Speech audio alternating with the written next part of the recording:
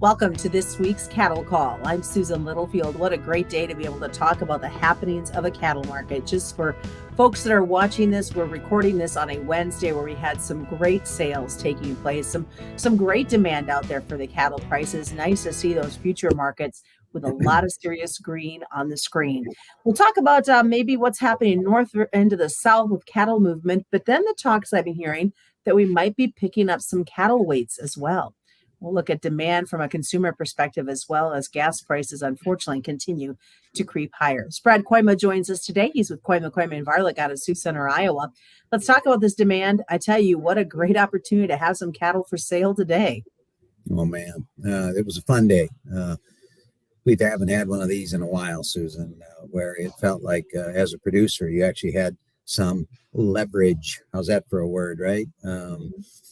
And as a tried and true cash negotiator, as anybody that's listened to this program knows that that's what I am. I couldn't help but smile about the difference between the North and the South. And so the market got a little excited today when the South went from 135, which has been for a couple of weeks, all the way up to 136. Wow. Hard to imagine. Spiraling out of control, right? Well, we sold thousands of cattle for $5, $6, $7, $8 more than that. 143, 230 is getting bid up here now in the meat. It's nice to see the cash negotiator gain some leverage. And I think what happened a little bit, Susan, was I think packers maybe, I'm talking about generally speaking, right? Maybe overplayed his hand a little bit, thinking this supply was just going to keep coming at him. Hey, we all know we had record placements, right? We got all these big cattle, right? Well, we don't. The North does not. The North is pulled forward. We've talked about this because of the cost of gain, right? Because of discount structure in the futures for the last 6 months. The market's been telling you that it's not going to get better. It's going to get worse. And so you get current. And we are as current as I can remember since 2014 in my area. Wow. Yeah. It's crazy. So when a packer says, well, geez, I better have some blood on the floor, and you're all like, yeah, well, none of our cattle are fat because we've been selling them, right? So if you had some of those kind of maybe high grading kind of cattle, you were really in the catbird seat today. And obviously our cattle grade so much better than they do in the North. We should be getting a premium anyway. And we certainly did today. So how long do you think us staying current in the North is going to hold out?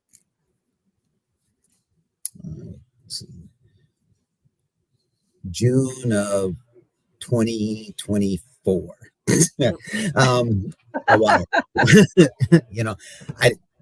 Obviously that's a good question. Hard for me to answer. The cost of feed would change things, obviously, but it doesn't appear like that's going to happen overnight. Maybe when we get past the 4th of July, if the crop conditions look like they're still hanging in there and they're pretty good, you'd probably correct that corn quite a ways. That would change things a little bit. But generally speaking, when you get that way, a bad market lingers way longer than you think it should. So in other words, when you're backlogged, it seems like, well, if we just would sell a lot of cattle for a couple of weeks, maybe we get caught up. But it takes for at least twice as long as you think, right? So when you get nice and current, that also lingers longer than what people appreciate too, at least I believe. So we've got a lot of calves that we got to sell this summer. But it certainly helps when you take this much weight off of them. You can see it in the grade as well.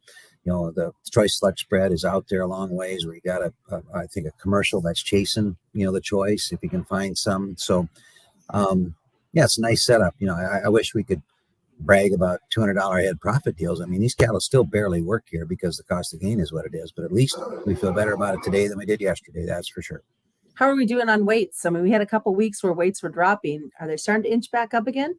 The comprehensive weight suggested maybe slightly, but I guess I'm going to go with the one robin doesn't make it spring. This is the time of year where weights almost invariably go higher. So because you're fighting the seasonal, you're getting deeper into that calf run. They've got a little more age. They got a little more weight then. I think this year's going to be different. I think that the weights are going to stay under a year ago and maybe surprisingly so, in my opinion. We'll see it. We'll see it in the next little bit. Last week's official weights, which are 13 days old, were exactly flat. So they were the same as the week before, and they're the same as a year ago. I guess I just, when I look around and see anything with a tailhead and a brisket that's getting sold, I cannot see why we would fight the thing with the cost of gain being as high as it is. All right, I'm curious, is the market getting nervous or will they get nervous as gas prices continue to inch higher, not only for transportation costs from a livestock perspective, but from that consumer perspective? No question, it's a real thing. It's um, anybody that hires a truck to do something for you, anybody that goes to the gas pump, it's a big deal. And I wished I had an affirmative answer there for you, exactly what it means. At this point, with boxes going, I think this is 6 or 7 days up in a row, it doesn't appear as that it's affecting the box price yet, at all. Now, there is also a pretty genuine concern, I think, that we could have a fairly significant recession. Well, it's hard to say recession in one sentence and not worry about demand in the next sentence, of course. So that is the girl in the closet. It looks to me like we've done a lot of good things supply side wise. I guess, we watch that all the time trying to get a vibe. Supply I can kind of get because you can work at that and figure out to a degree. The supply demand is much, much more difficult. I look at this thing, a couple of things like the stock market. If they were really genuinely thinking that we were imminently going to have a big recession, the stock market's not bad. It hangs in there. It's off its highs, but it's by no means, in free fall. I worry about, we got to make sure that we can get our merchandise to where it needs to go. We need the trucking industry. And I hope that somewhere along the line, people recognize just how significant a part and a role they play, whether it's moving your feeder cattle to, more importantly, selling the meat down the road. Right. Right. That concerns me a lot. I would rather be the glass half full guy like I usually try to be, but that is genuinely something that we got to worry about. All right. Lots of great things. Thanks for joining us this week, Brad. Of course. I always want to remind folks that commodity futures and options involve a substantial risk of loss not suitable to all investors. And that's this week's Cattle Call on the Rural Radio Network.